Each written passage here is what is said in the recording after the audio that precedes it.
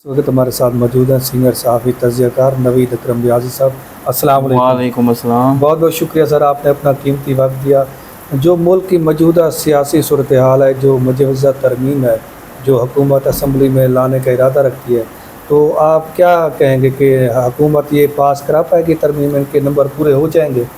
देखें, अभी तो जो मौजूदा सूरत हाल है उसमें तो मौलाना फजल रहमान नहीं मान रहे। जो मेन गेम चेंजर हैं वो मौलाना फजल रहमान ही हैं। लेकिन मुझे जहाँ तक लगता है, अभी शहबाज शरीफ ने 21 तारीख को जाना है यूनाइटेड नेशन की तकरीब में, तो वहाँ तक तो उन्होंने अभी पेंडिंग कर लिया है, अभी इस चीज़ को रोक लिया है, इस पर डिस्कशन भी गवर्नमेंट ने रोक लिया है। लेकिन जब शहबाज शरीफ वापस आएंगे तो दोबारा ये मुतहर्रिक हो जाएगी हुकूमत और इसको पास कराने की पूरी कोशिश करेगी। 8 सीटें हैं मौलाना साहब के पास और वो ज़्यादा से ज़्यादा गेन करने के लिए मेरे ख्याल में इतना लंबा खेल रहे हैं।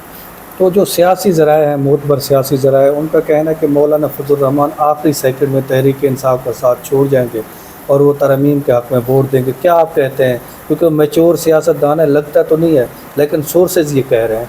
देखें, मौलाना साहब जो है ना, 2013 से लेके अब तक जो रजीम चेंज हुई है तब तक पीपल्स पार्टी से, नून लीग से डसे हैं। उनको हर बार धोखा दिया। रजीम चेंज भी हुई है, उसमें उनका पूरा किरदार था मौलाना साहब का, बल्कि कन्विंस करने में पीपल्स पार्टी को मौलाना साहब ने कन्विंस किया था। जनरल बाजवा के कहने पे पीपल्स पार्टी नहीं मान रही थी इस रजीम चेंज को। तो लेकिन फिर जब रजीम चेंज हुई, पीडीएम की गवर्नमेंट आई, उसमें भी मौलाना साहब को तनहा छोड़ दिया गया और साइड लाइन कर दिया गया। उसके बाद जब इलेक्शन हुए और धांधली ज़्यादा इलेक्शन कराए जा रहे थे, प्लान इलेक्शन कराए जा रहे थे, तो उसमें भी मौलाना साहब को वो हिस्सा नहीं दिया गया। 7-8 जो ये सीटें वो जीते हैं, वो भी अपने ज़ोर बाजू पे जीते हैं। अदरवाइज़ उनको 20, 25, 30 सीटों का वादा किया गया था कि इसमें जितनी धांधली हुई है तो उसमें 20-25 सीटें केपीके में एमएनएस की मैनेज हो सकती थी मौलाना साहब के लिए। तो इसलिए मौलाना साहब थोड़े से खफा भी हैं और नलाम भी हैं पीडीएम से मुराद शहबाज शरीफ से, नवाज शरीफ से, ज़रदारी से। आप ये कहना चाह रहे कि जो 47 के जो अरकान हैं वो नून लीग में ज़्यादा बांटे गए, मौलाना साहब को हिस्सा नहीं दिया गया या उनका मैंडेट छीना गया है? देखें, हिस्सा बजुस्सा दिया गया है, सही, ठीक है ना। उसमें नून लीग के, क्योंकि पंजाब में ग्रिप है, फिर बलूचिस्तान में भी ग्रिप है, फेडरल की सीटें सारी नून लीग को दे दी गई हैं। तो वो टोटल प्लान था, क्योंकि वज़ीर-ए-आज़म उन्होंने नून लीग का लाना था। आखिरी लम्हे तक उस टाइम यही सोचा जा रहा था कि नवाज शरीफ जो है वो वज़ीर-ए-आज़म बनेंगे, ज़रदारी जो हैं वो सदर पाकिस्तान बनेंगे। लेकिन जब नवाज शरीफ ने देखा कि ये तो बिल्कुल हमें वोट नहीं पड़ा, ख़ासतौर पर नवाज शरीफ को ज़ाती तौर पर भी दोनों हलकों में इतना वोट नहीं पड़ा जितना पड़ना चाहिए था, जिस तरह के वो लीडर हैं, तो नवाज शरीफ बैक फुट पे चले गए और फिर शहबाज शरीफ को ये हुकूमत सौंप दी। तो वो भी मौलाना साहब को इसमें हिस्सा देना चाहिए था। 20-25 सीटें अगर दे देते तो मौलाना साहब MQM से भी ज़्यादा ताकतवर हो जाते।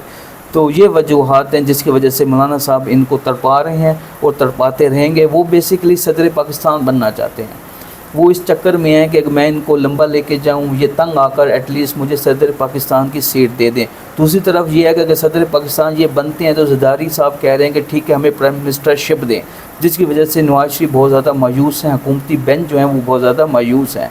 तो आने वाला टाइम 15-20 दिन, क्योंकि अक्टूबर में 20 से 21 अक्टूबर को आई थिंक फायजी सन रिटायर हो जाना है, तो टाइम भी कम है, तो बहुत कम टाइम है। तो इस थोड़े 20-25 दिनों में जो होगा वो हुकूमत को करना होगा। अदरवाइज़ अगर फायज़ ईसा को वो नहीं बचा सकते और वो रिटायर हो जाते हैं, तो मेरे ख्याल में आने वाले चीफ जस्टिस जो हैं वो आइन के मुताबिक फ़ैसले करेंगे, और आइन के मुताबिक अगर फ़ैसले होना शुरू हो गए तो फिर आपको पता है क्या होगा।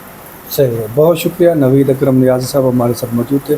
उनका कहना है कि हुकूमत नंबर पूरे नहीं लगता कि कर पाएगी, क्योंकि मौलाना फजल रहमान नून लीग और पीपल्स पार्टी के डसे हुए हैं, क्योंकि इन्होंने अपना हिस्सा तो ले लिया है, लेकिन मौलाना फजल रहमान के साथ नाइंसाफ़ी की है।